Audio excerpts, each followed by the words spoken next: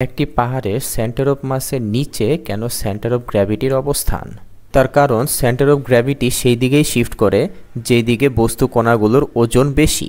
কিন্তু centre of মাস যেহেতু just সিস্টেমের ভরের উপরে ডিপেন্ড করে, তাই কোনো এক পাশে বস্তু কণার ওজন বৃদ্ধি পেলেও সেন্টার অফ মাস আগের জায়গায় থাকে, কারণ একটি সিস্টেমের ভর আগে যা ছিল এখনও তাই আছে।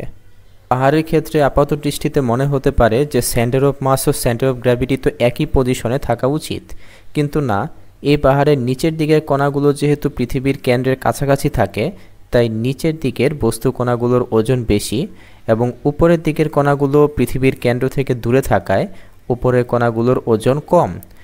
নিচের দিকে ওজন বেশি থাকায় সেন্টার অফ গ্র্যাভিটি নিচের দিকে শিফট করে।